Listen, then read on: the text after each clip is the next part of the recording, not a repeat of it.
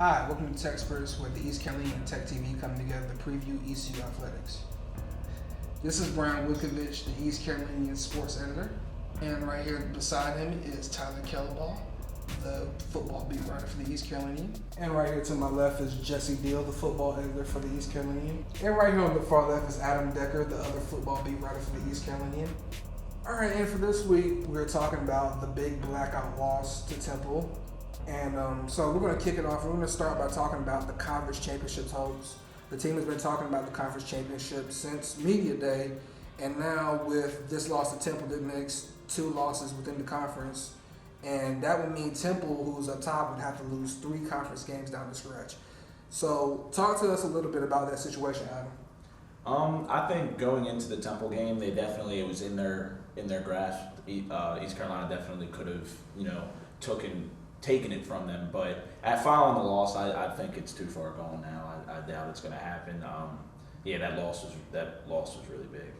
If ECU had won that game, they control their own destiny. Yeah, and that's not the case anymore. Right. So Tyler, I know you talked about how the offense failed. Can you talk to us a little bit how you think the offense failed?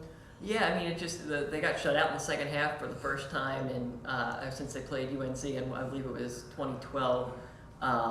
The quarterback situation was just a complete mess. Neither guy really got it going.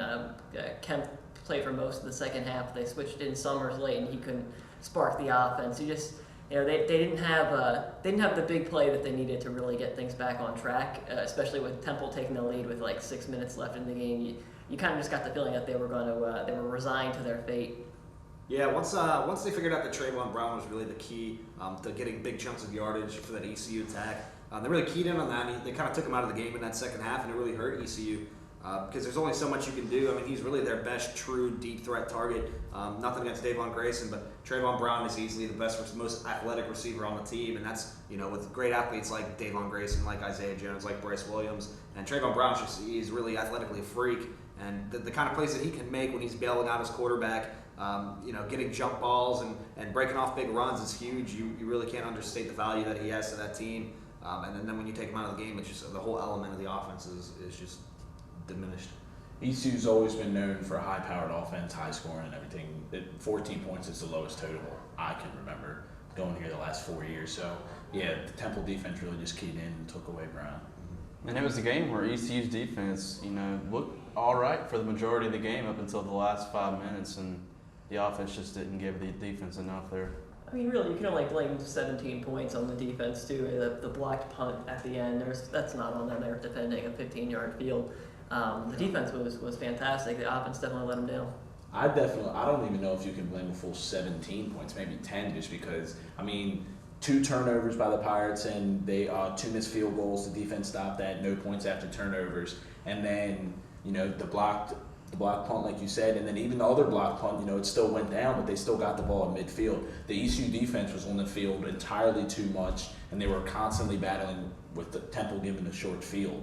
So the ECU defense really just went against adversity, and I think they played outstanding compared. 24 points, really, I think, it looks worse than it was. I think they played a lot better than that. Yeah, I couldn't agree with you more on that. Temple kind of did what everybody thought they were going to do. They wore down ECU, and it showed late because they looked all but defeated there in the final 5 minutes of the game, and the whole game shifted. And it's tough when you're not getting any momentum from your offense, and it hurts your morale on the sideline as a defense when you're saying, wow, we're doing our job, we're coming out here, we're making stops, we're putting the team in a position to win, and then the offense is going out there and they can't execute, they can't get these big plays. So it changes their mindset, and then physically when you look at what Temple likes to do, and we all knew it, they wear you down. It's that power run game. They're physical with you. So it all just kind of culminated to this very epic, very disappointing for ECU fans collapse there at the end, and it really had to hurt the team, and I think the defense was really hurt as well. Yeah. All right, so what are we to look for from ECU for the rest of the year? Like, what is the hopes now? Because obviously, of course, you just try to win out and then hope for a miracle with Temple losing. It's just gonna be hard to imagine with that team being so good. So what do y'all think the outlook for the team is going forward? The first question you asked, you said, what are you looking for from ECU so far? I'm just going to say consistency. Right. Just because they have just been extremely inconsistent all year. Offense come out, put up 30 points, 40 points, and the defense will look horrible. Then the next week, the defense plays out of their minds, and the offense can't get anything going. So it's really just consistency. If they could put, both together, the team would actually be kind of dangerous. It would be a very good team, but like Blake Kemp said after the game, he said we're going to try to go 8-4. He said a better record than they had last year. So I mean, if they win out, there's still a chance at the conference hopes. But Temple's a very good team. I don't know if they're going to drop 3. So. Yeah, they just had that game against Memphis, which is really the only losable game. They have some games against UConn and USF and SMU, all very winnable games for Temple. And then that Memphis game, it's going to be a fun game to watch, but I have a hard time seeing them lose 3, especially out of their next 5 all conference games, and then seeing ECU win out. That's going to be a tough challenge, but I think they have to shift their mindset to just making a bowl game.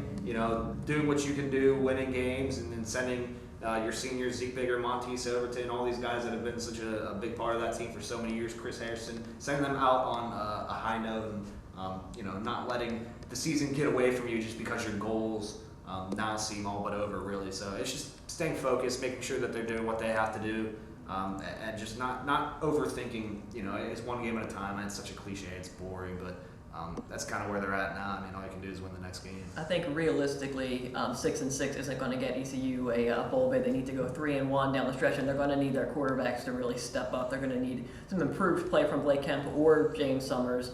All their games are winnable. There's not one game where you go, they definitely that's a loss. Yeah, UCF and Cincy coming up, who've just been dreadful Right. this year for whatever reason. Cincinnati at home, even though it's at home, you kind of came into the year thinking that's a loss, but they could easily win that. So it's possible to go 7-5 or 8-4 even, but they're going to need to get better play from their quarterbacks.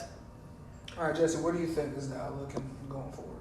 I think they got to give Chris Harrison more carries. I mean, he's been impressive to me, and nothing against Anthony Scott, but he really just hasn't exploded like I thought he might be able to this season. I want to see more carries for Harrison. And offensively in the play calling, I feel like EC needs to take more shots down the field. I mean, there's so many slant routes, screen passes, it's just really not cutting it. Well, like you said, they're more pass heavy, where I would say right now the strength of their offense or the most consistent part of their offense has been the running game. Like you just said, Chris Harrison, he only had 8 carries in that game, but he averaged like 8 yards a carry. He was definitely he was definitely a big playmaker in that game. And I mean, if you bring Summers in there, it just adds another element to the running game. But I just think, Dave Nickel and how ECU's been in the past, it's just been pass heavy offense, and maybe it's just a little hard transition for them, but that's been the most consistent part of the game. They have had down games, but I mean, within the last 3 or 4 games, the run game has really got it going. The real problem, though, is the inconsistency that Summers has brought to that position in himself, and what he's able to do to execute that offense. Because while you don't put a square peg in a round hole, you can't just make your whole offense about James Summers, who we're not even sure if he can do what he has to do, because at times he's looked like a superstar, and at times he's looked, like he's lost back there at the quarterback position. And ECU kind of got a taste of what they were able to avoid all year, where both quarterbacks struggled in this game, and that's something they have not dealt with this year. So they're going to have to find some answers now, because things are just a little bit hotter. It's going to be tougher now. They have to make sure that they're managing that the right way, because you can't afford to have both guys struggle. Yeah, opposing defenses are really starting to just pick up on the fact that if you blitz Summers, he's not comfortable going through his reads, and that's totally shut him down.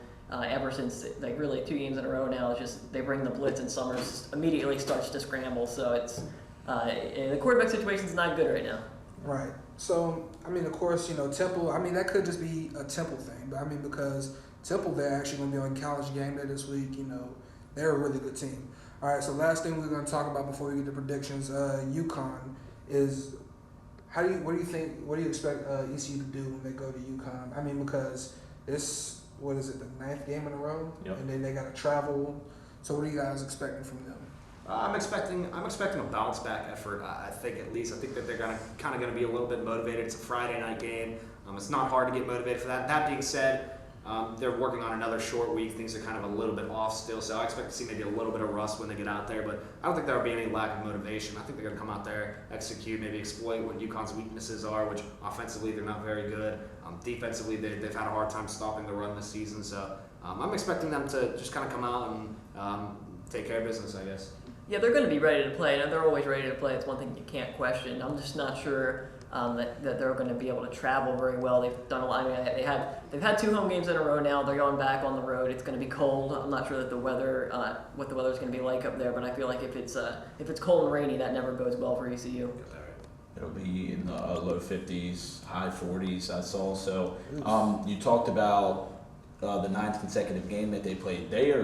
ECU, if you look at it on paper, is extremely banged up. You know, they lost C.J. Struck on the offensive line, Christian Matau, if I'm pronouncing that right. He came in, you know, he just tore, I think, a bicep I saw, or an undisclosed arm injury. He's out for this season, so the offensive line's banged up. Corey Sargent, Trayvon Simmons in the secondary, Terrell Richardson, they're all banged up. Terrell Richardson didn't play the last game. Trayvon Simmons got hurt 2 different plays. They're just extremely banged up, and I think they are just desperate for a bye week. You know, but they're not having one this week, so I think it'll, you know, a lot of the key reserves are going to have to step up and fill in. And that's really a secondary. They can't afford any more injuries the way they've played. Yep. All right. So last week, we, of course, took a break because we had a bunch of things go wrong with it being such a short week. We really couldn't get everything together for the show. So last week, Brian was actually the man who pulled up with the right prediction. So he gets a point out of it. So that's his 4th point of the year. Yes, sir. And also, Adam, correct? You got the dark horse player. Yeah. Who'd you have? Ray Tillman. Ray Tillman, 7 times. That's a great call. Yeah, that was like you called right there. Yeah. So that brings your point total up to 4. 4, yeah. So Tyler, Brian, and Adam and I have 4. Yep. I have 2. Jesse, you have 2, right? 3. Thank you, Jesse. 3. There you go. Don't sharpen one. Brian even spotted us a week. Yeah. That's pretty crazy. All right, so of course how we're doing it is dark horse. We're now going with dark horse players because impact players is a little too easy. So we're gonna go with dark horse players, and then if nobody's dark horse gets right, we just go with the impact player. So Brian, dark horse and impact for this week. Go ahead and give me Joe Owley, linebacker for my dark You like horse. Joe I do. I like Joe Owley. I think he's a great special teams contributor, and he's in there for a lot of 1st and 2nd down plays for ECU. But with Giannis Bowden kind of overshadowing him recently, I think he might have a bounce back game, and they might need him big time. You know, with early downs and UConn and everything. So I'm gonna go with him as my dark horse. Impact player? Impact player, go ahead and give me Bryce Williams. I like him on this stage. I like what he's going to be able to do against the UConn secondary. I think his size is always good. He's always a safe bet, so I'm going to go Bryce Williams. All right, Tyler, dark horse and impact. I'm gonna take Quay Johnson as my dark horse. I think he's a good special teams player. I think he's gonna have a nice day. A couple big returns. He played pretty well last week against Temple. I think he'll repeat that performance. And my impact player, I'm gonna take Monteese Overton. I think that UConn offense is very questionable. I expect to see him in the backfield all afternoon or all evening getting some sacks. So give me Monteese. Adam, dark horse. Excuse me, Jesse, dark horse and impact player. Dark horse, I've tried him before. I think he might have a go this time. Anthony Scott. I was going with Clay, but you took my pick. Anthony Scott. He hasn't played great, but he is quick, so there's no telling what might happen with that. Yeah, always a chance for a big run. Impact player, I'm going with Monteese Overton. You already took Monteese. Oh, man. We were on the same boat. All right, in that case, I'm going with Terrell Stanley. Ah. He's looked better in the last few weeks, I think. All right. Dark horse, I'm going to go extreme dark horse. I'm going to go safety Bobby Fault. He had a very bad game against BYU, so he hasn't really seen too much time recently, but with both starting safeties being hurt and the secondary really banged up, I think he's going to get an opportunity. He had an interception in Florida, so maybe he makes a big play. I'll go with him as my dark horse. And then as my impact player, Brian mentioned earlier about the struggling rush defense of Connecticut. I'm going to go Chris Hairston. I had a really good game against Temple's, top in the nation defense. So I'm expecting a big game from Hairston. All right, now we're going to go down to predictions, and we're going to start with Adam for predictions. I haven't really had much time to think about it, but I think I'm going to take ECU 31-28. I think it'll be a thriller. It'll be an exciting game. I just think, the Pirates, I think, the loss to Temple was depleting. So I definitely think Ruff, he's a good football coach. I think he's going to get on his players, and I think they're going to be fired up. I noticed after the loss at Temple, we were standing on the sidelines. The defense was fired up. They, so they're not happy with that. So I expect the defense to play well again. Just did. What can I give you for prediction? I'm taking ECU 28-21. I think the offense is going to bounce back. There's a lot of pride on this team, and there's too much talent on the offense for them to only put up 14 points. So I expect them to have a better showing. Tyler? I hate to be the guy, but I'm going to take Connecticut 23-20. I think that ECU's a little too banged up. I don't expect the offense to really get going on the road. I think the blueprint has been laid by the recent opponents of how to slow these guys down. I'm going to take Connecticut 23-20. Brian? I'm going to go ECU 27-13. I think that ECU is going to do a good job. They've done a great job all year in the red zone. I think they're going to hold UConn to a couple field goals. And I think they're going to do just enough offensively to kind of take control of the game, and I think they're going to win. All right, I'm going to go bold here. I'm going to go with UConn, and I'm going to go 35-20 UConn. I'm going to say that ECU is just going to be very defeated from that loss, and traveling, 9th straight game, it's just going to be hard for them to get up for this game, and they're going to have a big blowout. Well, not really a blowout, but, 2 touchdowns. And for Dark Horse, I went with the Plowsman last week. Dark Horse. I'm gonna go with Worth Gregory. Yeah. Bounce back game for him. Yeah, bounce back game. Flip the field again. That was a bad prediction by me. I'm sorry. I'll let you all down. And then for the impact player, I'm gonna go with Isaiah. He hasn't really been in the end zone in a while, so I'm pretty sure he's gonna be trying to get back there. So yeah. All right, and that was TECsperts. We took a break last week, but we're gonna be back on the EastCarolinian.com every week. Join us again next week. Thank you.